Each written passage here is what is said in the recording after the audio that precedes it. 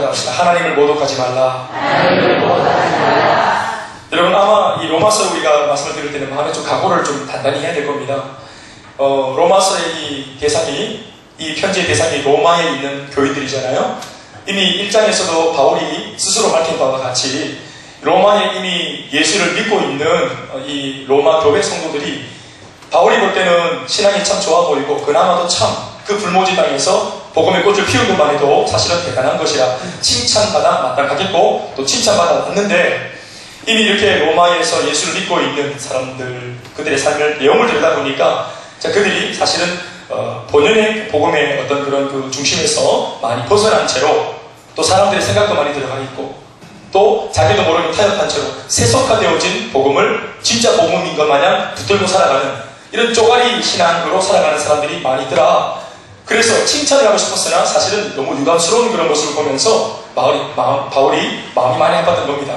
그래서 바울이 로마서를 쓸 때 1장에 바로 하는 말이, 내가 가급적이면 내가 로마에 있는 너희들에게 찾아가서 너희들을 보게 원했고, 또 너희들에게 신령한 어떤 은사를 내가 주고자 했고, 그리고 내가 이 복음을 다시 한 번 더 가르칠지라도 너희들에게 정말로 예수 믿는 사람이 어떻게 사는 것이 옳은지에 대해서 내가 꼭 너희들에게 좀 도움을 주고자 한다. 그래서 너희들 안에 있는 부끄러운 신앙이 아니고 쪽팔리는 신앙이 아니라, 또 세상 그 불신자들한테 비웃음 당하고 조롱당하는 신앙이 아니라 진짜로 예수 잘 믿게 되었으니까 그 참 잘했는 건데 이왕이면 예수 제대로 믿도록 내가 도와주고 싶다 하는 말씀을 오늘 이 로마서에 적어놓았습니다. 그러면 오늘 이 말씀을 듣고 있는 독자인 우리들은 어떠냐? 똑같죠. 사실은 예수를 지금 믿고 있고 로마 교회에 있는 성도들도 이미 예수를 믿은 지가 한 20년쯤 된다고 하니까, 그러니까 그 핍박의 메카인 로마에서 예수를 어떻게 믿었는지 민들레 호시가 나와봤는데 그거를 믿었단 말이야. 그래서 이만큼 그래도 한 2만 명쯤 되는 교인들이 있다는 거. 비록 가정교회에서 숨어서 몰래 믿는 예수지만 그 대단한 건데, 그런데 삶의 내용을 들여다보니까 삶은 못 따라가는 거예요. 삶이 안 따라가는 거예요.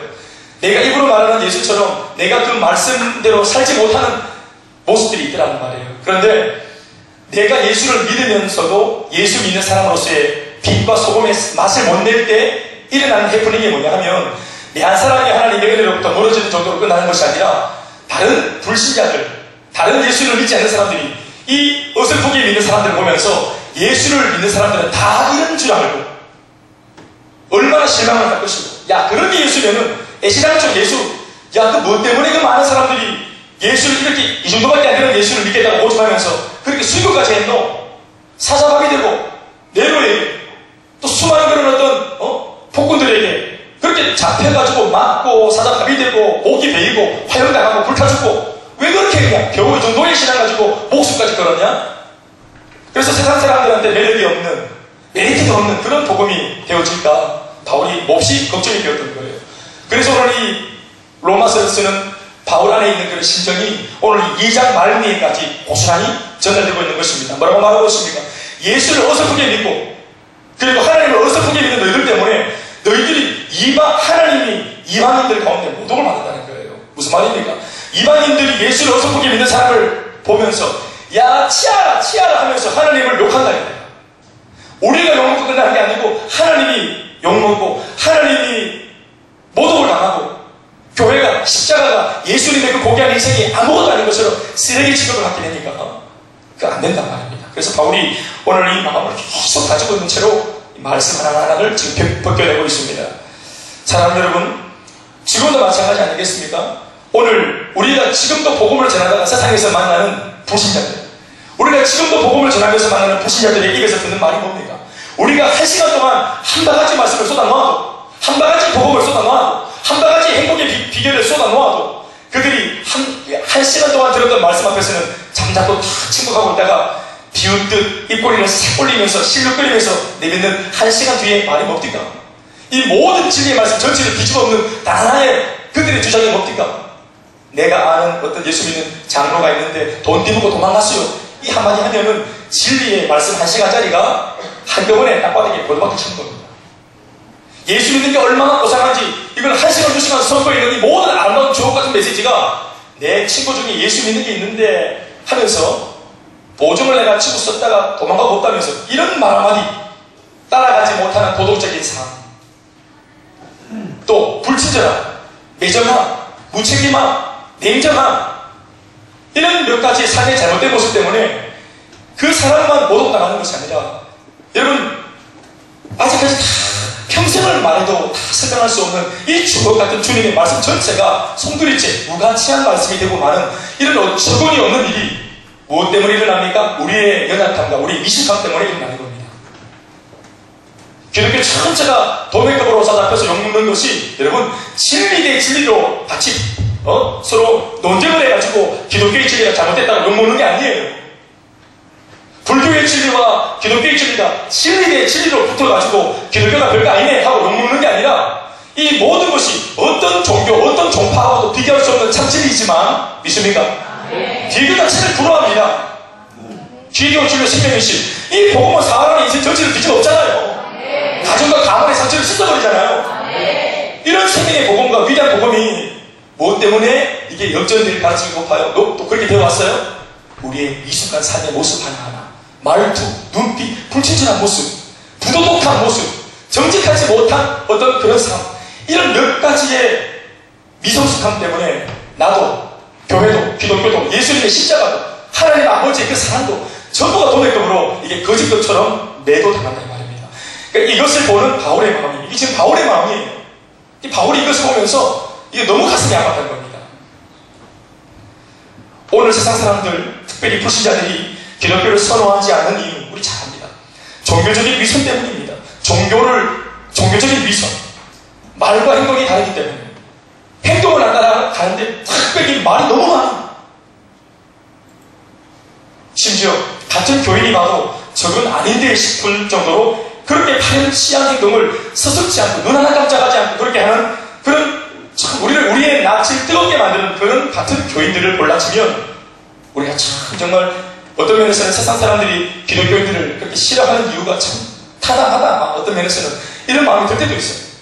그런데 우리 주변에 삶이 안 따라가줘서 기독교 전체를 욕먹이는 그런 그리스도인들이 있긴 하지 라고 넘어갈 문제가 아니라, 혹여나 이 말씀을 듣고 앉아있고 혹은 다른 사람들을 그렇게 평가하고 있는 나 자신은 어떠한가, 혹 누군가가, 특별히 불신자가 나를 보면서, 이 김전 목사를 보면서, 또 앉아있는 여러분들 개개인들을 보면서, 야, 그 정도의 예수라면 나는 안 한다.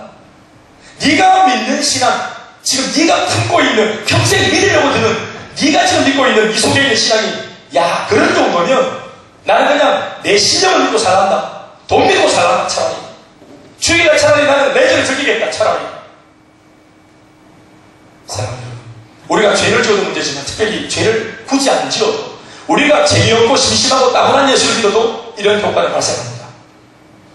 주일날 친구랑 같이, 예를 들어서 토요일날 같이 밤을 샜는데, 친구는 막 늘어지게 잘 하지 않는데 피곤한 몸을 이끌고 일어나가지고 교회 예배드리러 가는 내가 오히려 더 누워 자는 친구가 부럽고, 나도 저 뽀얀 침대에서 더 누워 잤으면 좋겠는데 고마워, 내가 오늘 안내를 하는 바람에 이 띠를 두르고 또 완장을 쳐야 됩니다.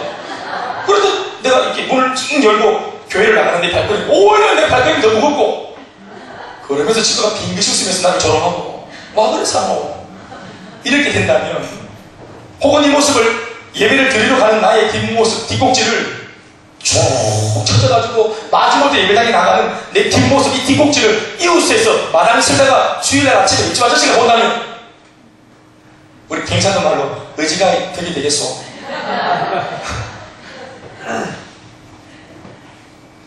예전에 제가 사역하는 교회에 할머니 전도사님이 계셨어요. 아침에 출근했는데 얼굴이 너무 어두우셔. 또 아침에 좀 늦게 출근하셨고, 무슨 일인가 물었더니 자기가 자그마한 그 경차를 운전하시는데, 이 할머니 전도사님이 이렇게 쭉 새길에서 이제 큰 길로 나오다가 이제 깜빡 그리고 쭉 나가는데, 뒤쪽에 차가 쭉 달려오는데 룸밀러로 보니까 습을 줄 것 같은 느낌 때문에 쑥 나왔는데 이게 안 썩고 달려옵니다. 그 자기 기차를 쿵 받았다는 거예요. 차 뒤쪽을. 그러니까 접촉 사고가 났다는 말입니다. 큰 길로 들어서는 새길에서 머리를 씩 내밀고 깜빡이 반짝반짝 하면서 쑥 들어가는데 뒤에서 꽝 박았다는 거예요. 이거 쌍방 과실이잖아요. 쌍방 과실. 물론 새길에서 좀 조심성 있게 나와야 되는데, 그러지 못한 건 잘못이지만 아무것도 부딪히면 이게 잘못한 거죠. 양쪽이다. 그러니까 이게 잘못했구나 하고 이제 전도사님이 일어나가지고 나와가지고 헐레벌떡 그 차로 쫓아가서, 그래 그러면 미안하다고 이렇게 하는데 아줌마 두 분이 목을 딱 잡고 탁 나와가지고 바로 나오자마자 막 은총을 얼마나 넣어주면서 아이 할머니가 뭐 죽은 전에 있다고 하면 막 소리를 지르고 그리고 막 기가 조금 이렇게 있는데 그런데 이거 혹시 이거는 쌍방과실이 아니냐 쌍방과실 아니지 쌍방과실 아줌마 둘이가 따다다다 괜찮다 아줌마 둘이가 완전히 할머니 하나를 우리 속된 말로 조직분이다 입을 와다다다 하니까 이 할머니 기가 죽어서 또 예수 믿는 사역자 저도 할머니니까 뭘 따지겠습니까? 그러니까 이게 기가 확 죽어요. 그런데 이게 막 욕먹고 있는데 갑자기 이 운전했던 아줌마 전화기를 올리는 거예요. 전화기 당신은 사랑받고 그래 저 사람이 이래 있다가 아유 예수 믿는 것 같아요 하니까 몰라요 이러면서 그러고 나서 차를 이렇게 보니까 자리 보니까 성경책이 막 있더라고요. 십자가 달려있고 저는요 아무개 교회 제가 전도사인데 제가 사역자인데 오늘 출근하다가 제가 좀 이렇게 미안하게 됐다고 그래 제가 잘 보험 처리하고 잘하겠다 그러니까 이분들이 이거 쌍망한 것이 아니라는 안 의심하라고 그래 막 박수를 치다시피 해가지고 그러고 이제 사람을 윽박 질러놓고 왔다는 거예요. 그 얘기를 내가 들은 겁니다. 그래서 전화번호를 달라고 했습니다. 교인이라고 하니까 내가 전도사고 이 나이가 들어 할머니가 되어서 지금 사역을 하는 중에 너무 미안하게 됐다고 이렇게 사과하는데도 이 교인이 그렇게 했다 이 말이에요. 그 말 듣고 제가 전화번호를 달라고 했습니다. 그래서 제가 따지고 싸우고 한 게 아니고 여러분들의 생각과 달라요. 지금 무슨 생각을 하시는 겁니까? 저는 그 아까 사고 난 전도사님과 같이 사역하는 목사인데요. 그러시네요. 그런데 이만저만해서 이분이 참 살기 어렵고 집안이 그것도 교인이니까 내가 이 딱한 사정을 말을 했어요. 그래서 지금 뭐 이렇게 뭐 굉장히 열악하고 어려운 가운데 지금 이렇게 박봉에 사역을 하시는 분인데 그러니 좀 선처해달라고 내가 얘기했다. 또 교인이니까 특별히 제가 또 이제 교육자니까 좀 부탁했단 말이에요. 근데 이분이 막 세게 나오대요. 세게. 그래서 제가 교인이니까 좀 어떻게 좀 그렇게 안 되겠냐. 전도사님이 그래 이래 늦지막히 사역하는데 좀 어떻게 좀 봐달라. 뭐라 하는 줄 아십니까? 저는요 오늘부터 교인이 아니에요. 오늘부터 교회 안 가요. 이러고 세게 나옵니다. 그 돈 받고 교회 안 가겠다.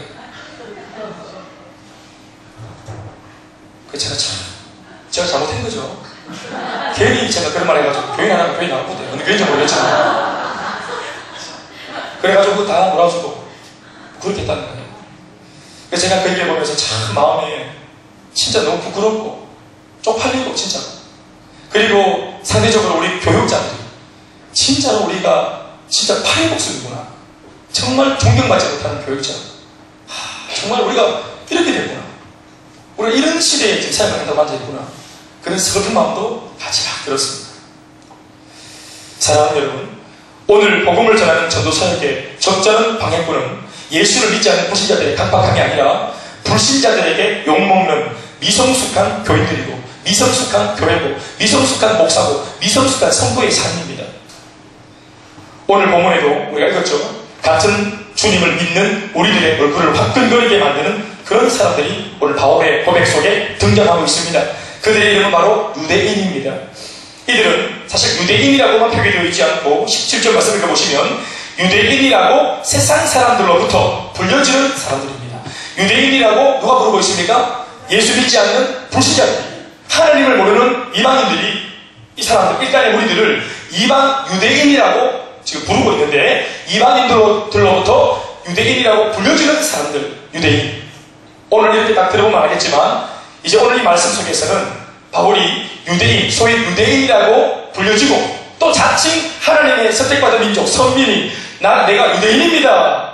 이걸 무슨 훈장처럼 특권의식을 가지고 있는 이 사람들, 이 부류의 사람들에게 오늘 뭔가 일침을 가하는 말씀을 주려고 오늘 시동을 걸고 있다고 보면 되는 것입니다. 우리 17절 말씀을 다 같이 읽어봅시다. 자, 목소리로 시작. 유대인이라 불리는 네가 율법을 의지하며 하나님을 자랑하는 자 보십시오. 유대인이라고 그냥 적어놓은 게 아니라 유대인이라고 불려지는 네가 누가 부른단 말입니까? 세상 많은 사람들이 이들을 유대인이라고 부르는 것입니다. 아무튼 세상 사람들로부터 유대인이라고 불려지는 너희들이 하면서 뭔가 좋지 않은 말들을 지금 바울이 열거하려고 시동을 지금 딱 걸고 있다고 보면 됩니다. 그러니까 뭔가 부정적인 말, 뭔가 유대인이라는 이름을 가졌지만 뭔가 하자가 있는 부분들을 지금 사도 바울이 말씀으로 조목조목 짚어내려고 지금 그들을 딱 불러세우고 있는 것입니다. 여러분, 유대인이라고 하는 이 말 자체가 나쁜 게 아닙니다. 여러분, 여러분 유대인들이 얼마나 사실은 유대교회에서 평생 율법만 모세 오경만 믿고 있던 그 유대교회에서 개종해서 예수를 믿었던 유대주의자들도 있거든요. 유대주의 출신의 크리스찬들이 있단 말입니다. 초대교회 교회는 많았습니다. 그런 사람들이. 다시 유대교 출신의 예수를 믿기로 개종한 그리스도인이 된 유대인들이 있다 이 말입니다. 할렐루야. 이 말 이해하십니까? 유대인들의 원래 종교는 하나님을 믿는다고 말하지만 사실은 자세히 따지고 보면 유대교, 모세 오경만을 하나님의 말씀으로 인정하는 사람들, 유대교. 알겠습니까? 근데 그것이 여러분 사실은 이 모든 구약에 있는 율법의 핵심은 예수님을 알려주는 이게 그림자들입니다. 모든 율법의 중심은 예수 그리스도입니다. 모든 율법을 다 해석해보면 예수님을 메시아를 가르치고 있거든요.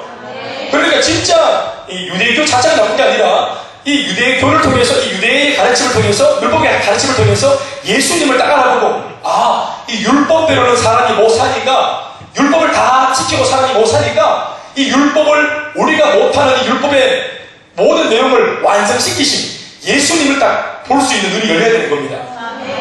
그래서 예수님을 당대에 제일 먼저 알아봐야 될 사람들이 누구였습니까? 율법의 정통했던 바리새인, 사두개인, 또 율법학자, 종교 지도자 이런 사람들이 사실은 예수님이 누구인 줄 메시아라는 것을 제일 먼저 알아봐야 합니다. 왜요? 예수님에 대하여 열가고 있는 수많은 율법에 대해서 그들이 정통했기 때문이죠. 이거 이해하십니까? 그런데 거꾸로 됐지. 율법에 박식했던 그들이 제일 예수님의 구세주 되심을 몰라봤습니다. 인정하지 않았습니다. 그리고 오직 그냥 모세.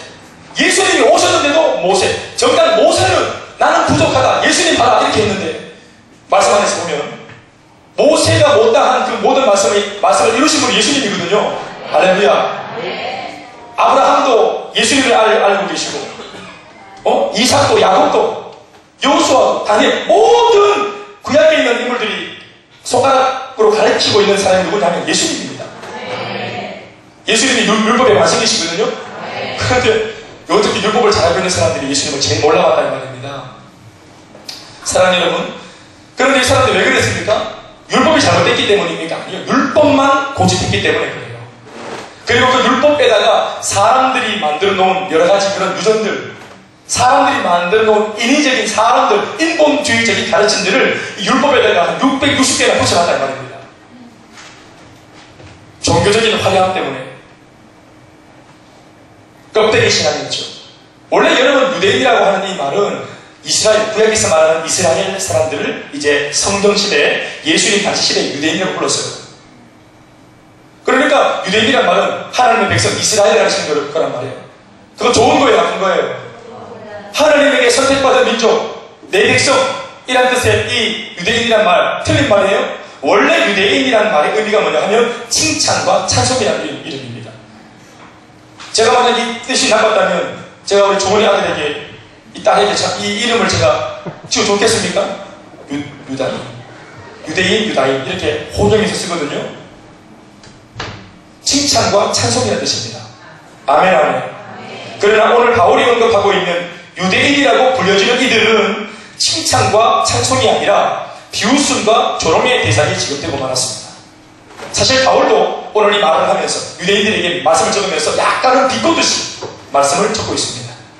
너희들이 유대인이라고 불려지는 아들이라며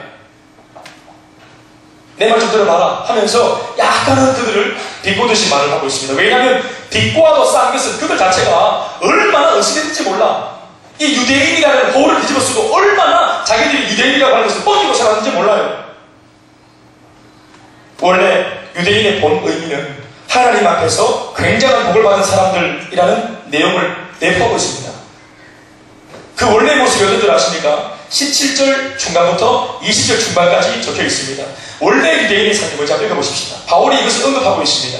시작. 율법을 의지하며 시작. 율법을 의지하며 하나님을 자랑하며 율법의 교훈을 받아 하나님의 뜻을 알고 지극히 선한 것을 분간하며 맹인의 길을 인도하는 자요 어두움에 있는 자의 빛이요 율법에 있는 지식과 진리의 모본을 가진 자. 그들이 누굽니까? 제가 한번 더 짚어드릴게요. 자, 유대인은 어떤 사람인가? 율법을 의지하는 사람들. 하나님의 말씀을 의지하고 말씀이 가라하면 가고 써라면 서는 이 말씀에 이기어 살아가는 사람들. 이거 좋은 겁니까? 나쁜 겁니까? 하나님의 말씀을 진리로 알기 때문에 이 말씀 따라 자기의 삶을 결정하는 거 아니겠어요?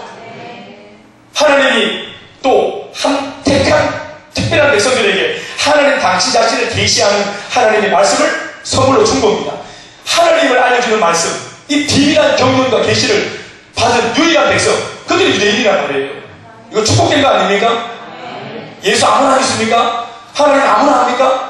그런데 하나님 당신 자신이 이들한테는 지구촌의 어떤 민족한테도 안 했는데 이 유대인들한테만 하나님이 당신 자신을 보여줬다는 말입니다. 하나님을 알 수 있도록 말씀을 줬다는 말입니다. 그래서 그 말씀을 의지하고 살면 이 땅에 하나님의 사랑으로 태어나 가장 아름답고 존귀한 삶을 살아갈 수 있도록 고상하게 살 수 있는 방법을 알려준 거죠. 이 말씀대로 살면 되는 거지. 아멘입니까? 아멘. 그러니까 얼마나 복을 받은 사람입니까? 그게 유대인입니다. 율법을 의지하고 살아가는 사람들. 두 번째는 하나님을 자랑하는 사람들. 주님이 나의 자랑이라고, 주님이 나의 전부라고 말하는 사람들. 내 삶에 주님밖에 없다고 말하는 사람들. 이런 사람들이 얼마나 복된 사람들입니까? 또 유대인 어떤 사람이에요? 율법의 교훈을 통해 하나님의 뜻을 알 수 있는 사람들. 하나님의 속마음, 하나님의 속내, 이 하나님의 마음을 알 수 있는 특권을 가지고 있는 사람들이었습니다. 또 지극히 선한 것을 분간해서 선과 악이 뭔지, 무엇가 가장 고상한 삶이고 무엇이 잘못된 삶인지 그것을 분별할 수 있는 분별력과 통찰력을 가지고 있는 사람들, 이게 유대인입니다. 아멘입니까?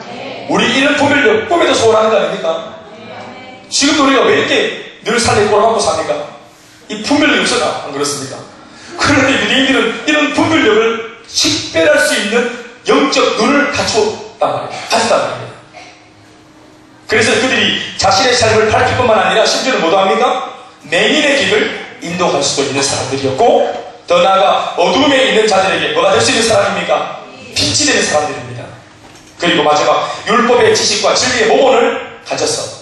자기들이 많은 사람들에게 본이 되어서 주님 앞으로 사람들을 이끌 수 있는 그런 영적인 리더십들이었습니다. 이거 아멘입니까? 이거 얼마나 폼나는 삶입니까? 여러분, 원래 유대인들 보십시오. 이렇게 살아가는 사람들, 얼마나 대단한 특권, 이 영적 특권을 소유한 사람들, 선물로 받아가진 사람들, 그들의 이름이 유대인입니다. 이렇게 살아도 좋다고 허가를 받은 사람들입니다. 그런데 여러분, 그들이 어떻게 했습니까?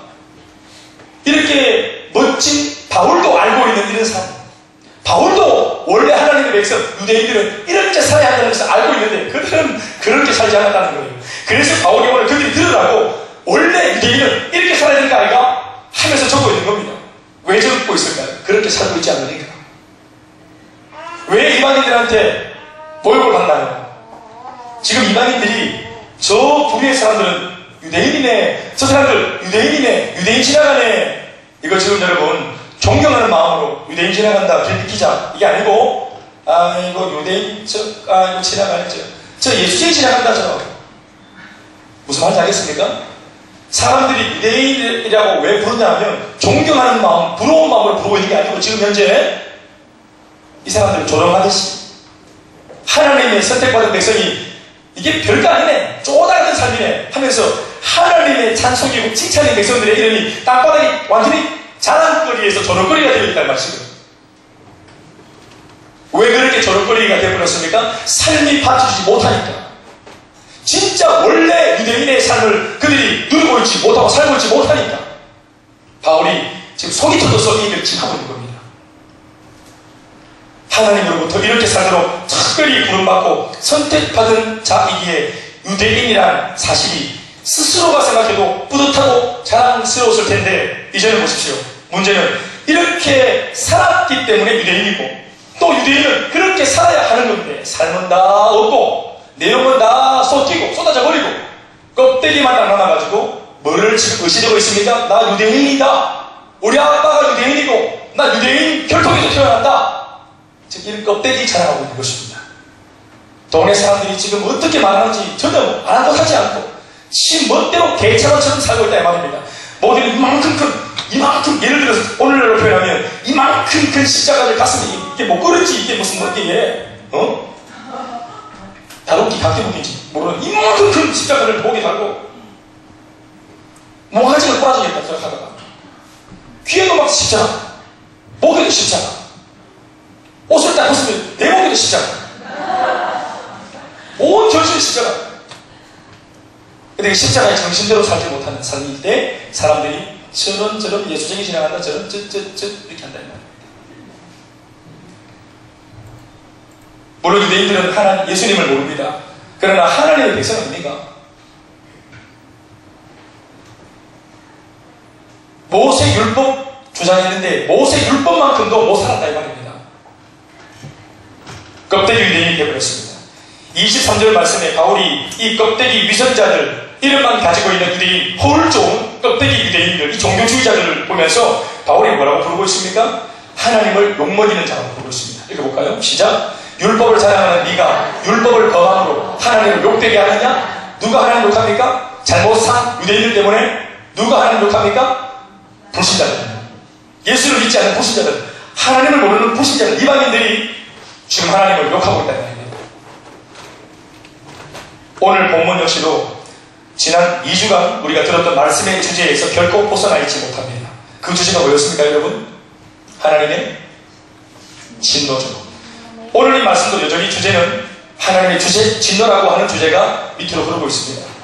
오늘 역시도 바울은 하나님의 진노의 대상이 되고 있는 불의의 사람들을 지목하면서 누구를 지목하고 있냐면 이렇게 껍데기로만 지금 유대인이라고 자칫 떠들어대는 사람들이 여전히 하나님의 심판의 대상자라고 바울이 말하고 있는 것입니다. 하나님의 진노의 대상자라는 말은 역으로 말하면 뭐가 필요한 사람입니까? 여전히 너희들도 뭐가 필요해요? 복음이 필요한 겁니다. 모세 율법 그거 그들럭거리고 나는 이방 유대인이다 하는 이 선민 특권의식 가지고 그들럭거리지 말고 너희들의 삶의 내용을 들여다봐라. 행복하나?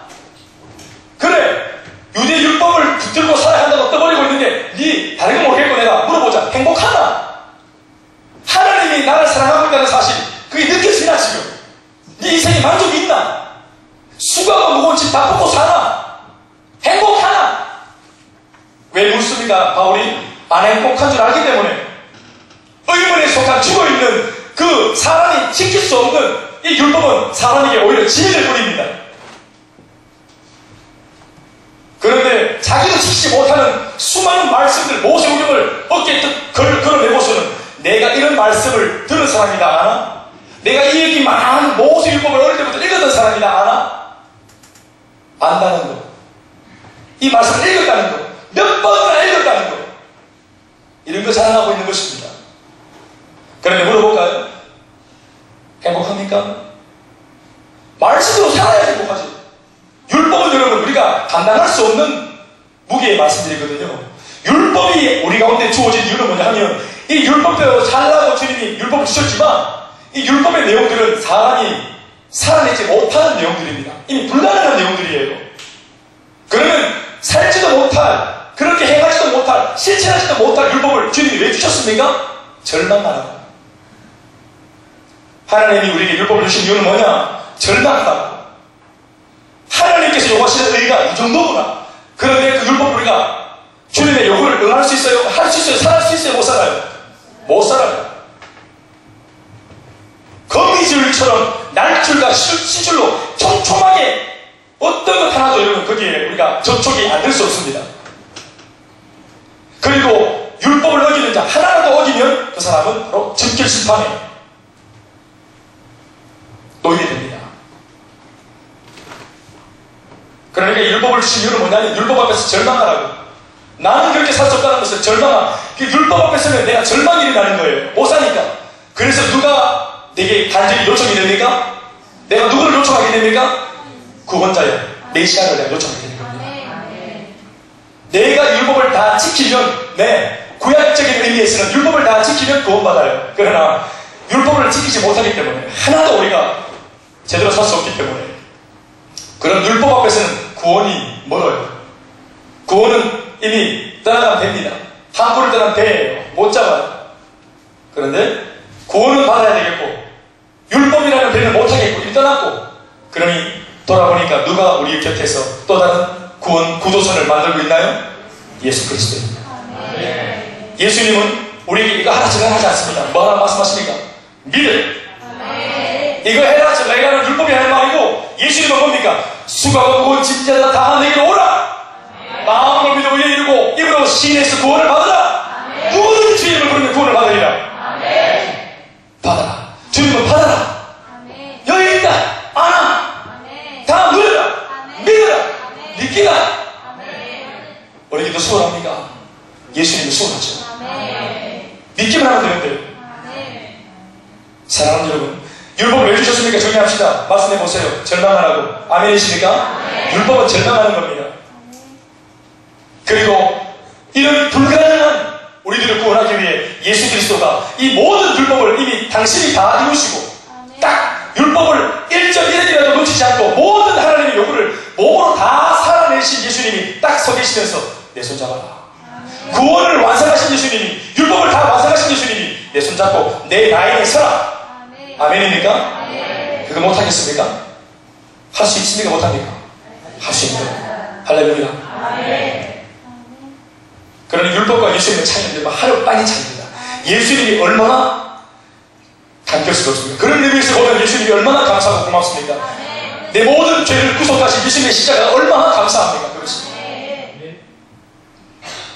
그러니까 유대인들이 율법을 얘기할 게 자랑할 게 아니라 율법 앞에서 부끄럽고 사실은 마음이 안 행복하고 어내피 안 행복하고 부담스러웠던 이 마음을 솔직하게 말하면 되는데, 그 말씀대로 율법대로 못 살고 있는 그 삶을 그냥 있는 그대로 고백하면 되는데, 회개하면 되는데, 그거를 안 하려고 드니까 가면을 쓰고 흉내내고 거짓말을 해야 했던 겁니다.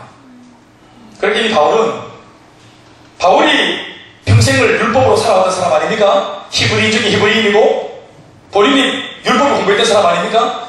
당대 제일 유명했던 가말리엘 문화의 장학생이었거든요. 율법 전체에서 아주 박식한 사람입니다. 그런데 바울 역시도 평생에 율법대로 살려고 몸부림쳤던 사람인데 마음이 어렵기 안 행복했어요. 그러다가 바울이 다메섹에서 누굴 만나면서 진짜 자유를 얻었습니까? 예수 그리스도를 만나면서 인생의 진정한 빛을 보았죠. 예수님은 율법을 폐하는 분이 아니라 이 율법을 완성시키신 분이라는 걸 알고 예수님 안에 있으면 내 마음속에 진정한 평안과 자유와 해방이 깃든다는 것을 알게 됐던 겁니다. 할렐루야.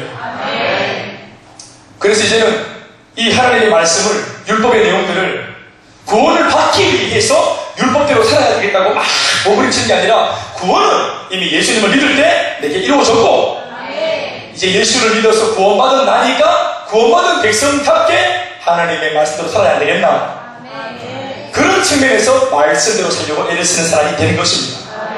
이 사실 굉장히 중요한 겁니다. 여러분, 행복하기 위해서 사는 게 아니고 이미 예수 믿어서 행복자가 되었고, 승리하기 위해 애쓰는 것이 아니라 예수를 믿는 순간 이미 승리자가 되었고, 승리자가 되든지 행복자가 되든지 학생은 그 다음날 학교 가야 돼 안 가야 돼요? 예수 믿고 행복해졌으니까 이제 학교 다 때려치고 살아서 그래 믿을까? 예수 믿고 있다면 나 소망 없으니까 은행 잡고 다 터져가지고 다 뿌리 풀까? 왜 아고? 직장은 다 사패내고 손가락 쭉 밟고 있을까 그냥? 그게 아니라 여전히 직장생활 하지만 옛날에는 행복하기 위해, 승리하기 위해, 한몫 잡기 위해, 행복해지기 위해 도구로서 애쓰던, 내가 이 회사를 통해서 막 돈을 벌어야 이 돈이라고 하는 수단을 통해서 행복해지기다, 이러고 덤벼들었던 사람이 얼마나 그렇게 사니까 피곤하고 수고하고 무겁던 인생이, 안 그렇습니까? 학점을 올려가지고 내가 이 학점으로 내가 행복해지기를 하니까 이게 얼마나 내게 짐이 됩니까? 누구들 말해봐라. 안 그래?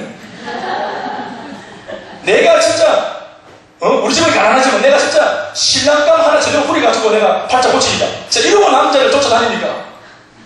여러분들 그런 게 아니라 드라마 소재, 흔한 드라마 소재 아닙니까? 인생 역전의 길을 가고 여자분들한테는 시집입니까? 그래서 이게 막 이제 진정 탈출을 하고 이제 딱 들어갔는데 더 빡센 사람 만나가지고 완전 코피 터지고 난리 나네. 이게 흔한 아침 드라마 소재 아닙니까? 그렇게 우리가 행복해지려고 하면 평생 삶을 구걸해야 되고, 좋은 사람을 만나야 되고, 돈 많은 사람을 만나야 되고, 좋은 환경을 만나야 되고, 이게 얼마나 여러분 부담스러운 삶입니까? 그런데 예수님 안에서 내 마음이 그토록 소원했던 행복과 승리는 이미 예수 안에서 이루어지고, 그러나 남은 삶은 우리가 또 살아야 되니까 이제 구원받고 행복해지고 승리한 사람으로서 아침 밥 먹고 어디로 출근할까요? 회사로 가고, 행복한 사람이 되어서 다방 메고 인사하고 머리 빗고 어디 갑니까? 유치원에 가고 또 학교에 가고 공부한단 말이에요. 공부하는 태도와 자세의 목적이 보세요. 이걸 통해서 내가 막 미분 적분 막 인수분해 내가 이 분해를 해가지고 이렇게 분해를 해가지고 행복해질 거야 되겠다 이런 마음으로 인수를 분해하는 게 아니고, 나는 인수가 잘 분해가 안 되더라고요. 나는 분해를 하기로 했는데 인수가 잘 분해가 안 되대.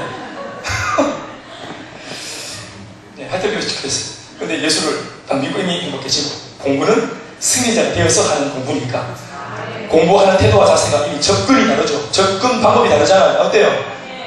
내일 아침 여러분들 월요일날 똑같이 여기 남자분들 다 출근하시죠? 출근할 때의 태도와 자세가 다르다 이 말입니다.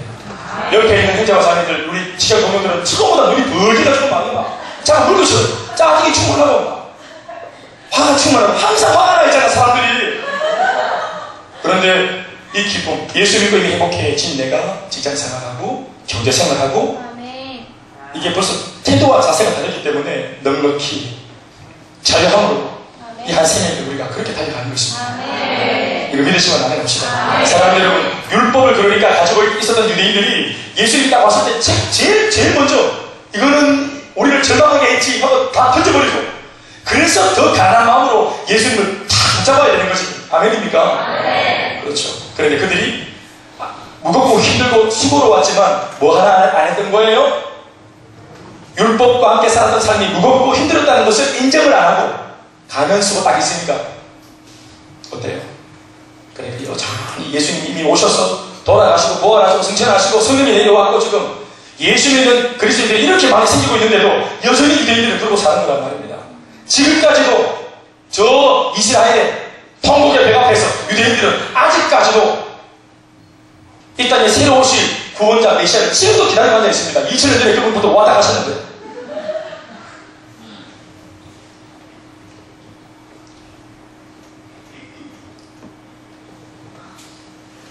오늘 서가울은 이 유대인들을 보면서 두 가지를 꼬집고 있습니다. 한 가지는 유대인이라고 하는 타이틀 자체를 숭상하고 자랑질하는 빛나간 특권의식을 꼬집고 있습니다. 두 번째는 할례, 이따가 또 말하겠지만 할례, 유대인들의 자랑은 유대인이라는 이름과 신분말입니다. 그리고 자기들이 태어난 지 8일 만에 받았던 이 할례, 표시, 하나님 앞에 구원받았다고 하는 표시로서의 이 할례를 받으면 모두가 다 구원을 받는다 하는 그런 개념을 가지고 있을 이 말입니다. 그러니까 할례는 의식인데 이 의식은 뭐가 된 겁니까? 내용 없는 형식만 된 겁니다. 지금. 그러니까 빛나는 특권의식과 내용 없는 형식주의로 전락한 이 유대인들은 그야말로 껍데기뿐인 종교인들이었습니다. 그러니까 이 사람들이 하나님을 오해하게 만들어서 수많은 사람들이 하나님을 욕하게 만들었다 이 말입니다. 삶은 개판인데 사람들이 야, 니 그렇게 예수 믿도 되나? 예를 들어서 그렇게 말하니까 나 괜찮아. 나 할례 받았거든?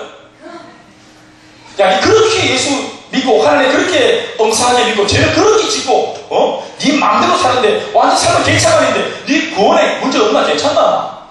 오히려 불신자가 내 물어보는데 나 괜찮아. 뭐 살면서 못 따라가는 게 당연한 거지. 뭘 확신하고 있는 겁니까? 내가 유대인이라는 사실과 또 구원받았다는 표식으로서의 받은 할례, 이거를 자기가 신봉하고 믿고 있는 겁니다. 그러니까 할례 받으면 죄를 지어도 구원받는다. 내 고뇌를 전혀 하자가 없다. 할례, 이게 구원받은 자의 표시입니다. 이 표식만 가지고 있으면, 여러분 이렇게 말하는 얘기를 들으면 여러분 불신자들이 부러워할까요?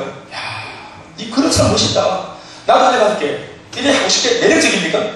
삶은 개판인데? 그러니까 불신자들이 이름 자랑하고 표시를 자랑하는 그 사람들 보면서 야, 그런 신앙은 개나 줘라. 신앙은 개나 먹겠다. 차라리 우리 아버지의 가르침, 공자의 가르침, 그 고상한 세상적인 가르침, 나 그거 그냥 붙들고 살란다. 여러분, 인본주의 가르침만 해도 고상한 게 많습니다. 제법 매력 있는 게 많습니다. 그런 거 믿고 잘한다.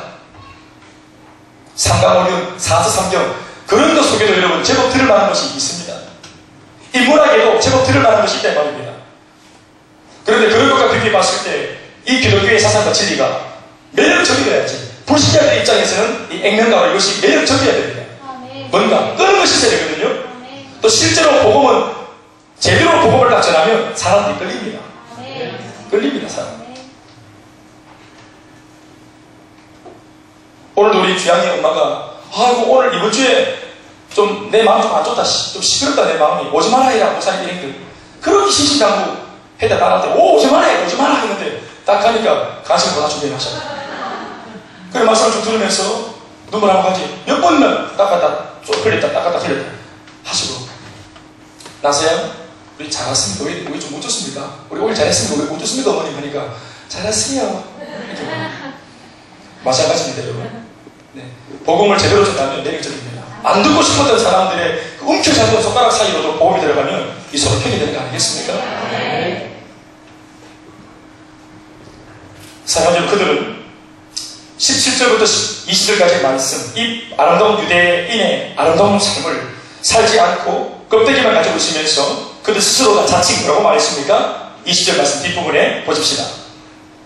어리석은 자, 시작. 어리석은 자의 교사요, 어린 아이의 선택이라고 어떻게 했다? 스스로 믿으니. 삶은 그렇게 하나도 안 살고, 그러면서도 나는 유대인이니까 예수 믿지 않으니까 유대인이 아닌 비유대인들을 보면서 어떤 의식 가지고 있었나요? 너희들은 뭐다? 너희들은 어리석다. 내가 교사가 돼서 좀 가르쳐줘야 안 되겠나? 율법을 잘하는 내가 인생의 고상함을 이 하나님을 모르는 이 천연들한테, 이 어리석은 것들한테 내가 교사가 되어서 좀 가르쳐줘야 안 되겠나 하면서 자칭 내가 교사라고 말했단 말이에요. 또 반대로는 이방인이 아닌 사람들 보면서 은근히 무시하고 어리석은 자들 이렇게 했단 말입니다. 게다가 하나님을 모르는 이방인들 보면서 뭐라고 말했다고 은근히? 어린 아이, 얼라들이가 너희들은 이렇게 말했단 말이에요. 그러나 바울이 보는 관점은 뭡니까? 어리석다고 말하고 하나님 모른다고 어린아이라고 말하는 너희들이야말로 어린아이다. 왜 그렇습니까? 여러분, 에베소서 4장 13절에서 14절 말씀만 보시겠습니까? 에베소서 4장 13절에서 14절 말씀만 읽어봅시다. 시작. 우리가 다 하나님의 아들을 믿는 것과 아는 일에 하나가 되자. 보세요. 하나님의 아들 예수님을 믿는 것과 그리고 그 믿는 대로 살아보고 난 뒤에 삶을 경험해보고 난 뒤에 아 이게 믿음이구나 하면서 경험을 통해 믿는 것과 믿는 대로 살아보고 아 이게 그거구나 하고 알게 되는 것. 자, 그래서 믿는 것과 아는 일에 뭐가 되었다? 하나가 된 사람이야말로 누굽니까? 뒤에 보시면 온전한 사람입니다. 누가 온전한 성도입니까? 믿는 것과 믿는 대로 살아보고 진짜로 이것이 진리구나를 알게 된 사람이 누굽니까? 이게 온전한 사람이에요. 그러면 그 사람이 그리스도의 장성한 분량이 충만한 성숙한 사람이 되는 것입니다. 그런데 반대로 믿는 것과 아는 것이 일치가 안 되고 믿기는 열심히 믿는다 이렇게 사는데 삶을 들여다보면 말씀대로 살지도 않고 지 마음대로 산다 이 말이야. 교회는 10년 20년 수차게 다니는데 삶은 지 마음대로 살고 오히려 불신자들한테 욕이나 바가지 얻어먹고. 자, 이런 사람들이 누구냐? 14절 말씀 시작. 14절 말씀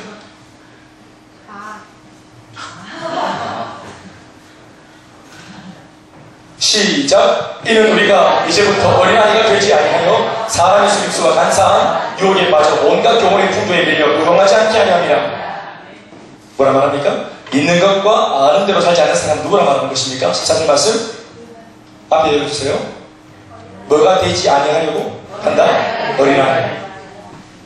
믿는 것과 아는 것으로 일치를 보는 사람은 maturity, 성숙한 사람들. 그러나 믿는 것과 아는 것이 일치가 안 된 사람은 아무리 오랫동안 믿기만 했을지라도 그 사람은 성숙하지 못한 어린아이입니다. 어린아이의 특징이 뭡니까? 사람의 속임수와 간사한 유혹에 잘 빠지는 겁니다. 예수를 믿는데 친구가 저 보러 가자 그러면 교회를 20년 다녔는데도 귀가 열려가지고 저보러 갑니다. 저보러 가면서 기도합니다. 접개가 잘 나오게 해주시옵소서. 그리고 이 어린아이 어떻게 합니까? 온갖 교훈의 풍조, 바람에 파도에 떠밀려가지고 요동한다 이 말입니다. 여기 갔다 저기 갔다 뿌리를 못 내리고 계속 왔다 갔다.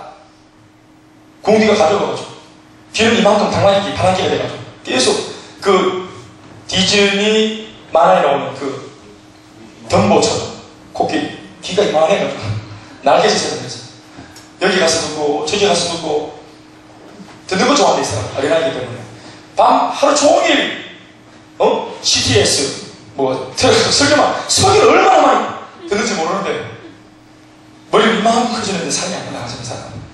미안한 말이지만 20년 30년 믿기만 했을지라도 그 사람 누구라고 말하고 있습니까? 어린 아이입니다 여러분. 우리가 양육원에서 들어가는 말에서 여러분들이 소타이틀 뭘 읽으셨어요? 영적 성장에는 아멘입니까? 아멘. 영적 성장이 재밌게 있는 것입니다. 아멘. 정확한 복음. 아멘. 그 말씀대로 우리가 기꺼이 적극적으로 살도록 도전받고 아멘. 우리가 혼자 가만히 두면은 도전받을 게 없잖아. 내가 기분이 내키면 기도했다가 기분 안 내키면 기도도 또 뭐 안 했다가 하나님 만났자 1년 전에 만났다가 1년 후니까 뭐 1년이 지나도 못 만나고 그런데 억지로라도 시켜서라도 말씀해주세요. 기도해야 됩니다. 소위 수련학교의 삶을 우리가 강요받을 때 처음에는 부담스럽지만 버겁지만 그렇게라도 따라가다 보면 기도 안 하는 사람이 기도하게 되고 말씀을 한 자락 안 보던 사람이 말씀을 보게 되고 그나마라도 숙제 때문에라도 말씀 보게 되고 신앙서적요. 집에 가보니까 전부 다 수고하는 비결. 사람이 서재에 가보면 그 사람의 가치관이 나온단 말이에요. 서재에 가보면 책이 여러분 서재에 두 책이 꽂혀 있습니까? 책을 딱 보면 그 사람의 정치세계가 나온단 말입니다. 뭐 연애 뭐 하는 법, 이 남자 전형들 보면 예쁜 자매 후리는 법 이런 책 그런 책이 있는 게 아니라 언제 있습니까? 그런데 억지로라도 숙제로라도 내주니까 읽고 또 깨닫고 할렐루야. 우리 아이들한테 밥을 먹으러 가면 100이면 100 모든 얼라들이 이 4살짜리 아이들이 다 하는 말이 뭐예요? 엄마다 모두가 다 어느 놈 한 놈 밥을 기다렸다 해서 먹는 애가 없어요. 전부 다 우리 시연이는 잘 먹는데 보통 보면 애들이 그렇게 안 먹잖아. 싫어한다 먹으려고. 그런데 우리가 엄마 아버지가 안 먹는다고 안 줍니까? 먹이잖아요. 그러면서 애가 잘하는 것처럼 우리가 말이죠. 그런데 이 유대인들은 자기 마음대로 했단 말입니다. 믿는 것과 아는 것이 일치가 안 되고 불일치한 사람들이었어요. 그러니까 자기들이 일치되면서 어린애자 이렇게 말을 했지만 실제로 진짜 얼마나 누굽니까? 자기 자신들이 어린아이였습니다. 삶이 따라가지 못하는 유대인들, 그렇게 살고 싶어 하지 않는 유대인들, 그러니까 이런 유대인들을 보면서 불신자들이 하나님을 조롱하고 하나님을 또 교회를, 기독교를 지금으로 우리가 좀 이걸 적용해 본다면 그렇게 되는 것입니다. 사실은 우리 그 사람들이 하나님을 조롱해서 그 사람들이 죄를 짓도록 만들게 명분을 준 것은 우리니까 이 모든 죄가 사실 우리의 죄입니다. 사랑하는 여러분, 이방인들이 하나님을 거짓 종교인 때문에 모독하게 된다면 그것은 그 거짓된 종교자의 죄가 되고 맙니다. 그러니 겉모습, 타이틀, 유대인, 그리스도인 이런 말 듣기 좋아하지 말고 너무 축복만 많이 받기 좋아하지 말고 축복을 받고 은혜를 받으면 내가 받은 것만큼 내 타이틀이 높아지는 만큼 내 타이틀이 화려해지는 만큼 따라붙는 책임이 있다는 말입니다. 그리고 그것을 우리가 멋지게 살아내면 은혜 받은 사람밖에 살아내면 진짜로 내가 받은 은혜도 더 가치로워지지만 받은 은혜는 큰데 내가 가지고 있는 이름은 큰데 삶이 못 따라가면 이방인들이 이 모든 것을 잡아서 하나님을 모독하게 되는 것입니다. 여러분 우리는 믿음의 조상 아브라함을 알고 있습니다. 창세기 12장에 등장하는 75세 늦은 나이에 이 역사의 무대 위에 등장하는 아브라함을 알고 있죠. 여러분 하나님께서 일방적으로 75세 된 할아버지 아브라함에게 찾아오십니다. 아시죠? 찾아오셔서 하나님이 제일 먼저 한 말이 뭐냐 하면 복을 주셨습니다. 12장 2절 말씀 이렇게 적고 있습니다. 이 하나님 주신 복이죠. 시작. 내가 너로 큰 민족을 이루고 네게 복을 주어 네 이름을 창대하게 하리니 너는 이런 복을 받으라 했습니까? 네 자체가 복이라 했습니다. 아브라함한테서 복이 오는 것입니다.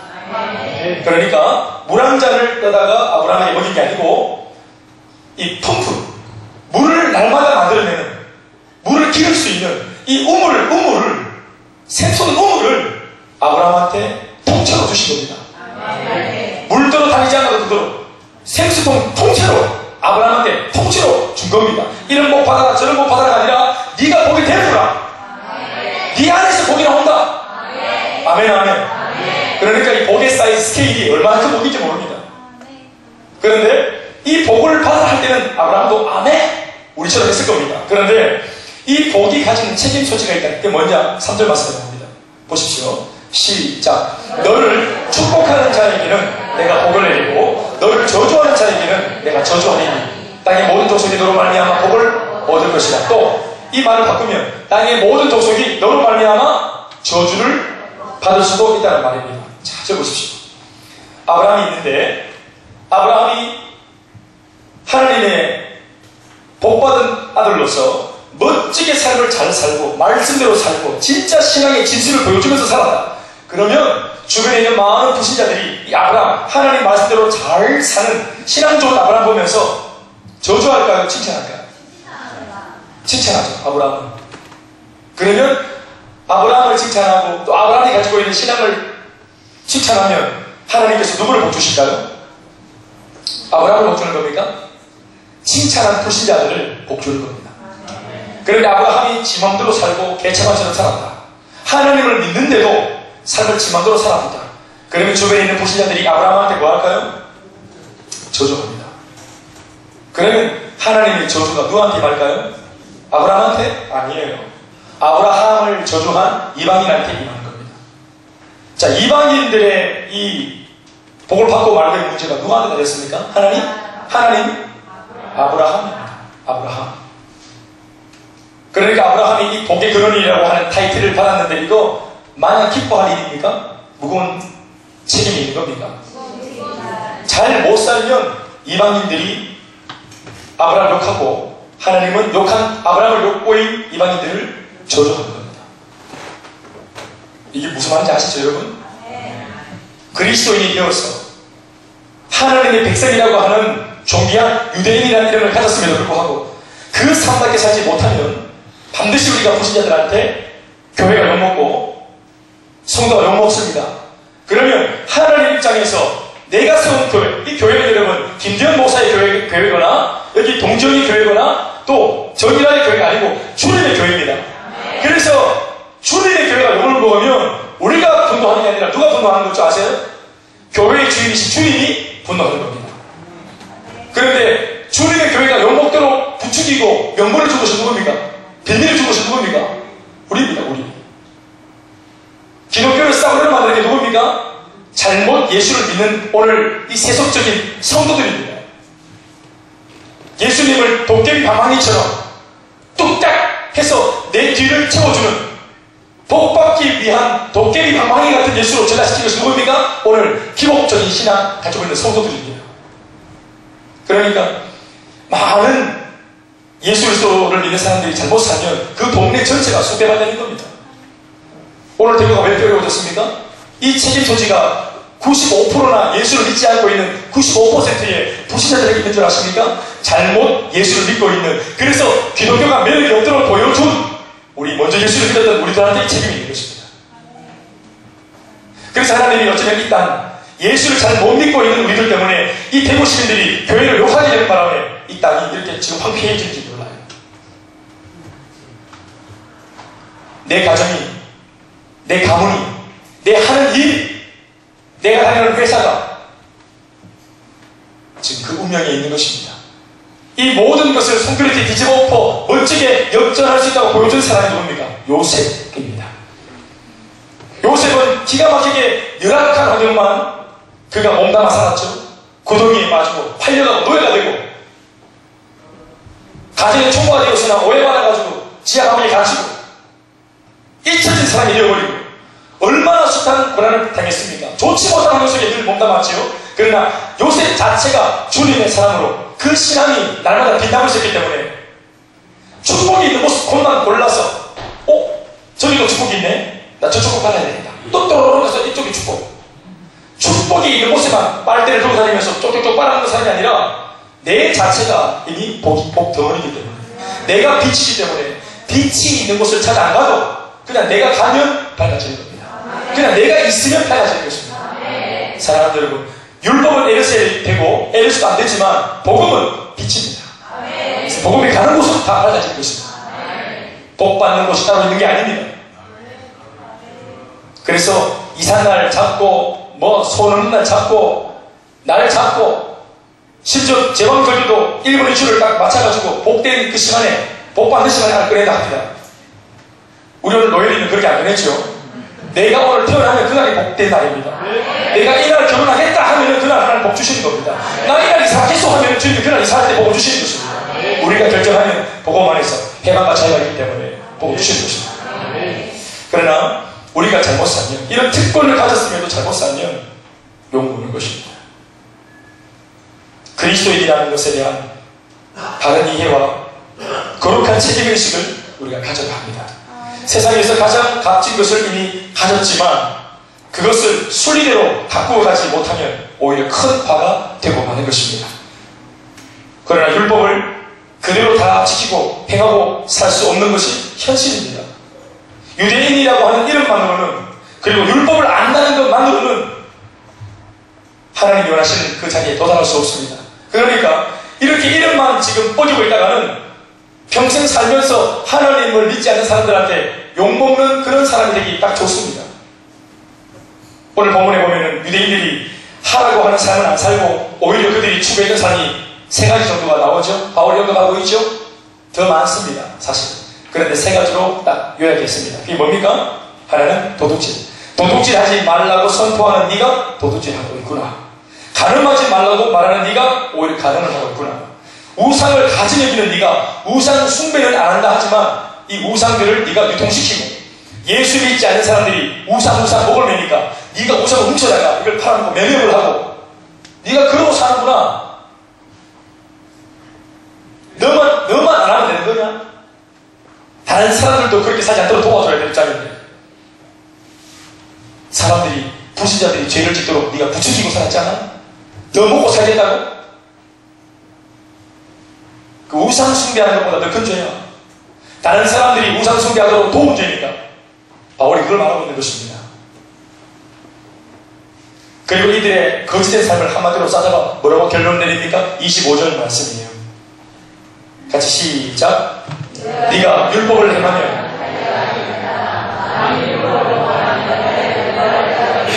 미안합니다. 23절 말씀입니다. 23절의 말씀. 시작. 율법을 자랑하는 네가 율법을 범하고 하는 율법이다. 그렇죠. 그렇게 자랑질하는 네가 그 율법을 범하면서 오히려 하나님 욕되게 합니까? 네 삶이 얼마나 사실은 거짓된 삶인가? 이것을 인정해라. 바울이 그들에게 말하고 있는 것입니다. 그들이 존재 스스로 인정하지 않으려고 되니까 바울이 지금 그들에게 인정하라고. 너희들이 바로 그렇기 때문에 하나님의 진노 앞에 너희들이 대상으로 서 있고, 그래서 너희들을 위해서 예수님이 오셨고, 그 예수님의 은혜의 결정을 제가 이 복음만에 달렸으니까 너희들이 부디 이 복음을 통해서 회복되어지길 바란다는 겁니다. 내가 오늘 너희들에게 이 모든 죄를 까발리는 이유는 너희들을 부끄럽게 하려고 하는 것이 아니라 허울뿐인, 껍데기뿐인 그 이름을 붙들고 자랑질하지 말고 속히 그리스도인이 되었어. 예수 그리스도의 은혜 가운데 거해서 마음의 짐을 벗어내고 진짜로 사랑답게 살아보자. 그렇게 말하고 있는 겁니다. 사실은 유대인들을 조롱하고 싶은 게 아니고요, 비웃는 게 아니고요, 사실 그 유대인들을 사랑하고 있어요. 바울이 어떻게 하든지 도움을 주고 싶어 하고 있어요. 믿습니까 여러분? 오늘 셀리더가 혹은 목회자가 또 신앙의 선배가 왜 여러분 가만히 있는 나를 이렇게 가면 쓰고 안 그렇죠? 예배 잘 드리고 있잖아요. 내 할 거 다 하고 있다고요. 어쩌면 그런 식으로 오늘 유대인처럼 그렇게 신앙생활 껍데기를 하고 있는 우리들에게 어떻게 기가 막히게 알고 목회자가 찾아오거나 세리들가 찾아가거나 그러면서 말씀을 우리에게 딱 연도토록 배워내듯이 딱 건드리면서 사실은 당신 아니고 하잖아요. 사실 당신 거짓말하고 있잖아요. 가면 쓰고 있잖아요. 그걸 인정합시다. 그거 인정하고 진짜로 참 복음 가운데 우리가 해방과 자유를 누립시다. 죄책감 때문에 눌려있지 말고 언제든지 오라고 말씀하시는 주님의 그 십자가 앞에서 우리 진짜로 해방을 얻읍시다. 자유를 얻읍시다. 라고 말하는 그 말씀의 권면을 우리가 오늘 이 바울처럼 그 말씀을 전할 때 그걸 받으면 좋습니다. 말씀 뵙겠습니다.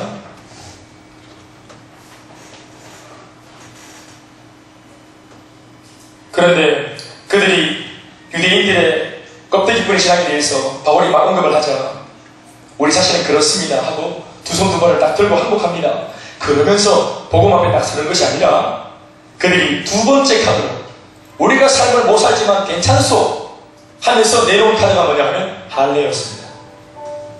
사람이 어떻게 다 말하는 대로 삽니까? 그러나 우리는 태어나면서부터 8일째 할례받은 하나님에게 구원을 받은 표식으로서의 이런 표식이 있다는 겁니다. 할례. 그러면서 율법의 삶을 살지 못하는 그 한계를 할례라고 하는 이 한 가지 표식으로, 의식으로 그들이 무마시키려고 했던 것입니다. 할례를 한번 받은 사람은 다시 회개할 필요가 없다는 주장입니다. 이 표시가 있으면 우리는 구원받는 데 지장 없다는 겁니다. 그러나 여러분 할례가 뭘 말하는 겁니까? 생식기의 표피를 잘라내는 것. 이 할례는 뭘 의미합니까? 사실 여러분 사람의 표피 세포 하나를 이렇게 잘라내는 것을 의미하는 것이 아니라 이 할례가 의미하는 것이 뭐냐 하면 바로 내 생명을 내가 잘라내는 것을 말한다는 말입니다. 여러분 남성의 생식기의 표피를 잘랐습니다. 그게 뭡니까? 거기서 생명의 근원이 이렇게 나오지 않습니까? 그 말은 뭐냐 하면 내가 처음부터 나 자신을 부인한다는 말입니다. 존재 자체를 내가 부인한다는 겁니다. 그래서 생식기의 표피를 잘라내는 것입니다. 왜냐하면 모든 생명의 근원이 여기서 나오기 때문이죠. 남녀가 결혼하고 동거해서 그래서 생명이 있게 되기 때문에 그 남성으로부터 그 생명이 유착을 하지 않습니까? 그래서 그 앞을 이렇게 베어내면서 나라고 하는 존재 자체가 아버지의 이제 몸에 있다가 나올 때 이미 내가 딱 잘린 몸으로 이미 내가 딱 목숨을 내놓은 몸으로 딱 나온다. 처음부터 난 내 존재는 이미 하나님이 아니고서는 안 된다는 것을 인식하는 겁니다. 그러니까 할례는 뭡니까? 바로 신앙의 고백입니다. 자기를 부인하겠다. 자기 죽음을 암시하는 것입니다. 그러니까 할례를 받은 사람일수록 어떻게 살아야 됩니까? 철저하게 로드십을 세우고 주님이 나의 주인이라고 인정하고 고백하고 살아야 되는 겁니다. 그런데 할례를 껍데기로만 자랑을 했습니다. 할례가 의미가 뭔지도 모르고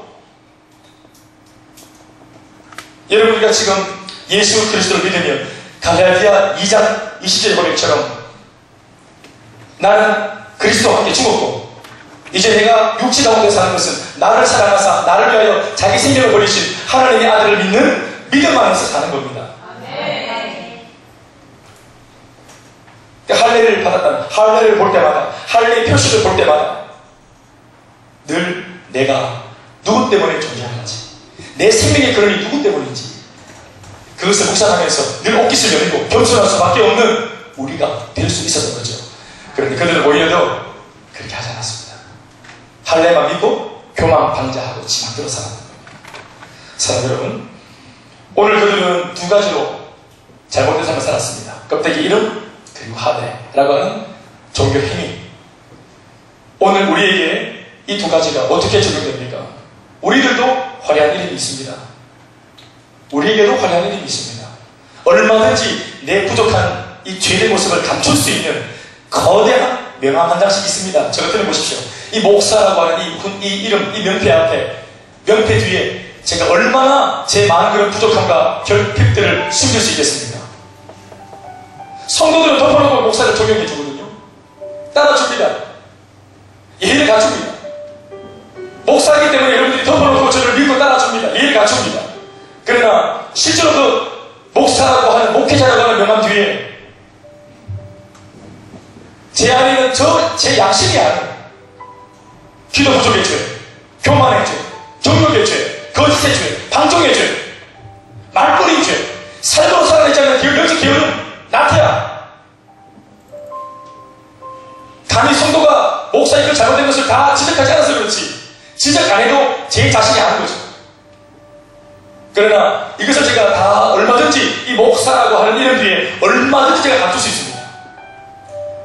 준비가 안 된 채, 제 신앙이 준비가 안 된 채 얼마든지 제가 감추고 여기 피울 수 있습니다. 그러면 그런 제가 오늘 껍데기 뿐인 유대인과 다를 바가 모르겠습니다. 어쩌면 이 바울이 그런 이 김정 목사한테 오늘 이 말씀을 지금 편지로 적어 말하고 있는지 모릅니다. 더불어 오늘 앉아 계신 여러분들은 어떻습니까? 나는 마침 내가 숨기에 좋은 그런 타이틀이나 이름 없습니까? 나는 가르치는 자가 되어서 다른 사람들의 삶을 터치하고 건드리지만 우리 교회 안에 누구도 내 삶을 건드릴 수 없는 나는 성령에 지금 가하고 있는 사람 없습니까? 언제나 지시하고 명령하는 사람의 자리에 서 있기 때문에 그런 일을 받아보지 않는 그런 자리에 있는 우리 없습니까? 그렇기에 우리가 더 하나님 앞에서 분발해야 되는 겁니다. 특별히 목회자인 저는 아무도 저를 지적할 사람 없죠. 그러니까 제가 얼마나 그 사실이 한편에는 모함이 되는지 모릅니다. 셀리너 그 마음에 있는 부담, 자신의 부족을 자기가 알기 때문에 이 부족으로 오늘 내가 셀볼에 가서 말씀을 알려주고 은혜를 끼쳐야 될 사람이라는 이 괴리감 속에 내 삶을 한 주간 준비가 안 됐는데 말씀을 가르쳐야 됩니다. 또 어린 병아리처럼 이걸 영적인 음식을 놓겠다고 삐약삐약 거리면서 눈물을 쏟으면서 이 자리에 지금 꾸역꾸역 와있는 이 셀러들을 바라볼 때 이게 마음감이 교차하는 게 아니겠습니까? 바로 이런 것들이 여러분, 사역자의 고충은요 사실은 몸이 힘들고 이런 거 아닙니다. 바로 이런 것 때문에 리더들이 힘든 겁니다. 그 리더가 힘든 겁니다. 목회자가 힘든 겁니다. 저는 거룩한 사람이 아닌데 제가 하는 사역은 성령입니다. 성직입니다. 저는 거룩한 사람이 아닌데 성직을 감당해야 해야 됩니다. 그래서 거기서 끊임없는 분투가 있는 겁니다. 셀리더 거룩한 사람 아닙니다. 성숙한 사람 아닌데 성숙한 일을 합니다. 그래서 그 속에서 분투가 있는 겁니다. 그래서 오늘 저나 여러분들, 특별히 우리가 사역하는 사람들은 기도하지 않고서는 우리가 이 일을 감당할 수 없는 것입니다. 전폭적으로 성령을 의지해야 되는 것입니다. 저나 여러분들이나. 그러면 우리 일반 회원들은 만약 괜찮은 것입니까? 여러분, 나는 아직까지 초신자 아닙니까? 이 초신자라고 하는 이름도 얼마나 부족함을 변명하고 핑계대고 숨기 좋은 이름인지 모릅니다. 나 아직까지 잘 모릅니다. 나 아직까지 부족합니다. 사랑하는 여러분, 그런 말로 우리가 얼마든지 내 부족을 합리화할 수 있지 않습니까? 오늘 그러니까 서 있는 자나 앉아 있는 자나 전하는 자나 전함을 받는 사람이나 목회자나 성도나 모두가 다 우리가 이 바울이 말하는 복음이 필요합니다. 이밤 우리가 같이 주님 주신 말씀을 마음에 새기고 정직하게, 주여 내가 껍데기입니다. 내 속에 있는 내가 지금 자랑질하고 있는 할례, 나만의 할례, 주여 이것도 껍데기입니다. 진짜 복음 앞에 우리가 새롭게 되어지는 밤이 되게 해 주옵소서. 기도합니다.